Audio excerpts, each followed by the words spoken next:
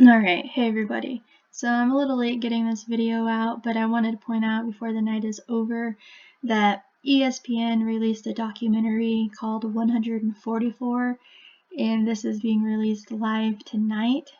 And what this documentary is about is a recap of the 2020 WNBA season. And when you know Gematria, that 144 is just standing out like huge right now. And so of course I had to look up and see why it's called 144 without stating the obvious. But apparently last year, due to the pandemic and everything that was going on, in the WNBA, there was only 144 players that played in the 2020 season last year. And apparently, right? I don't know that that's fact. That's the first time that number, I've seen in regards to the WNBA. Who knows how many there actually were? I guess you could just count up the rosters and see who actually played, but that would just take a little while. So, seeing that ESPN called it 144, and yes, there was 144 players last year.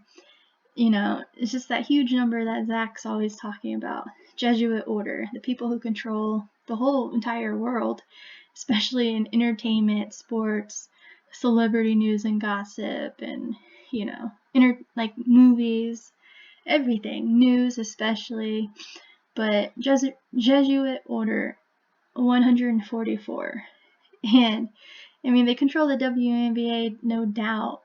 And whenever you type out WNBA and account for the capital letters like Francis Bacon does, it equates to 144. So they're telling you that there was 144 players in the WNBA last year. And, everything last year dealing with the social justice, like racism, to Breonna Taylor, how they dedicated their season to Breonna Taylor last year, and the whole George Floyd and Jacob Blake.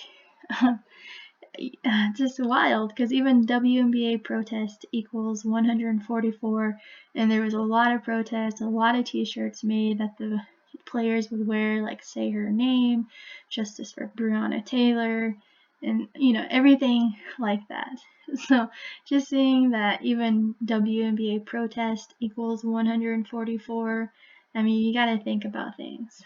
So, and then just to show you a little bit more, not only were there 144 players, but there's a total of 12 teams, right? And they point that out in this article by MSN Sports.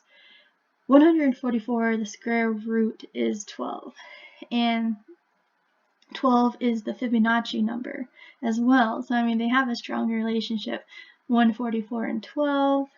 And then just to point out a little further, that Jesuit order has that 54, and ESPN is a double 54. So, just stating blatantly, it's so in your face. Like, would anyone really call, like, what's so important about 144, right?